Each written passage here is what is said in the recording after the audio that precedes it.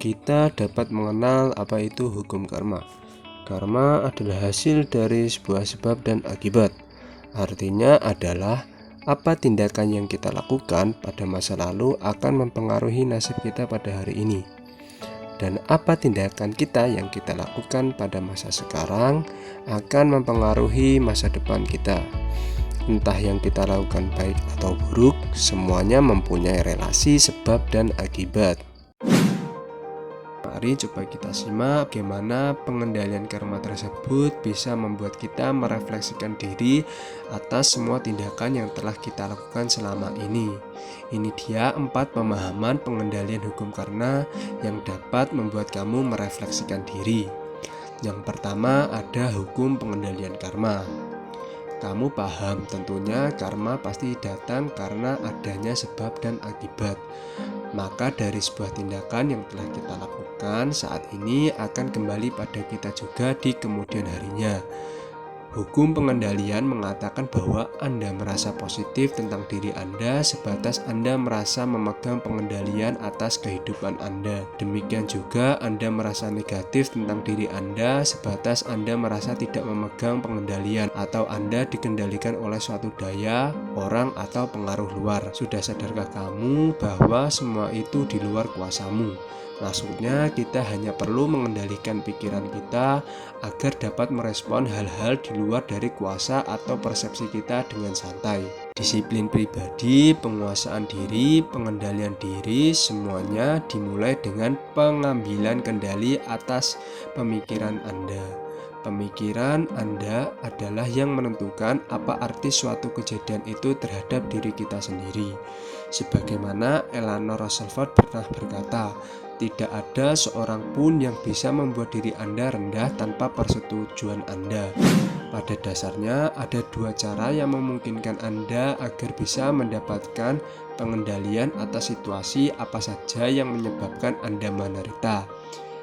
Pertama adalah Anda bisa mengambil tindakan untuk mengatasi hal tersebut, dan yang kedua adalah Anda bisa meninggalkan situasi tersebut. Salah satu tanggung jawab utama Anda adalah menjaga agar kehidupan Anda selalu berada di bawah pengendalian Anda. Rasa pengendalian ini menjadi landasan Anda untuk membangun kebahagiaan dan sukses Anda yang lebih besar di masa mendatang. Yang kedua, hukum memanen, menabur, dan menuai. Apa yang kita tanam, maka hal itulah yang akan kita panen. Seperti halnya para petani yang menanam benih kemudian mengharapkan adanya masa panen, maka dari apa yang telah mereka panen dan itulah yang akan mereka dapatkan nantinya. Seperti petani menanam padi, maka padi itulah yang akan mereka dapatkan. Hukum memanen mengajarkan kita seperti halnya tabur tuai dari tindakan apa yang telah kita lakukan selama ini. Ketika kita memilih untuk melakukan suatu hal yang baik kepada diri kita, maka kebaikan pula yang akan kita dapatkan pada diri kita sendiri nantinya. Dan pada saat kita ingin melakukan kebaikan dengan tulus kepada orang lain, maka begitu juga sebaliknya orang lain akan berbuat baik kepadamu nantinya.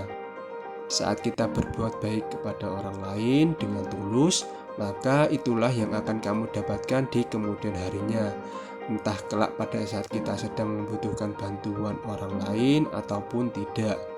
Bersikaplah baik dan sopan kepada orang lain karena tindakan kita kepada orang lain akan kembali pada diri kita sendiri.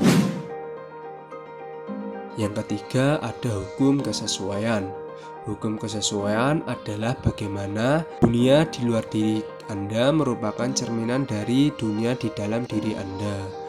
Maksudnya adalah apabila kita ingin mendapatkan suatu kebaikan, maka yang harus kita rubah adalah diri kita sendiri terlebih dahulu. Ubah diri kita menjadi lebih baik, maka lingkungan di sekitar kita akan mengikuti menjadi lebih baik juga. Misal, jika kamu ingin mendapatkan teman yang baik, pasangan yang baik dan setia, maka untuk mewujudkan hal itu, hal yang harus kamu lakukan terlebih dahulu adalah bagaimana dirimu menjadi orang yang baik dan menjadi pribadi yang setia. Setelah itu, percaya atau tidak, kita akan ditemukan oleh orang-orang baik seperti itu. Jika sebaliknya pikiran kita hanya berisi dengan hal-hal yang negatif, maka kemungkinan besar apa yang telah Anda pikirkan akan dapat berpengaruh pada diri Anda. Hal ini artinya bahwa hukum kesesuaian mengajarkan kita tentang bagaimana kapasitas berpikir kita akan dapat mempengaruhi lingkungan dan pola pikir kita, tentang bagaimana cara kita bersyukur, beradaptasi, dan berbuat baik kepada orang lain. Yang keempat, ada hukum remedial. Dalam menjalani hidup, pasti tentunya akan mendapatkan banyak ujian dan tantangan yang kita hadapi. Ujian bisa berbentuk kesedihan yang dilalui ataupun kesenangan. Bahkan bisa terjadi dalam bentuk konflik atau peperangan yang ada dalam diri kita sendiri. Misal kita kurang puas dengan hasil yang kita capai, kemudian kita menjadi frustasi dan putus asa, lelah, capek atas usaha yang telah kita lakukan, merasa sia-sia atas apa yang telah kita lakukan, tidak dapat memberikan hasil yang sesuai dengan apa yang kita harapkan. Setiap kita mengalami permasalahan dalam hidup, maka itulah yang harus kita lalui. Kita harus tulus dan lulus dalam ujian itu agar kita bisa naik level. Dan ketika kita gagal dalam ujian dan masalah kita, maka kemungkinan kita akan menghadapi hal itu kembali. Atau hal inilah yang biasa disebut dengan remedial, mengulang ujian yang sama. Dan selama kita tidak lulus dari ujian ini, selama itu juga kita merasa bahwa kita tidak dapat naik level atau naik tingkat pada tingkat kedewasaan kita. Kadang kita bingung terhadap masalah sering datang secara berulang-ulang.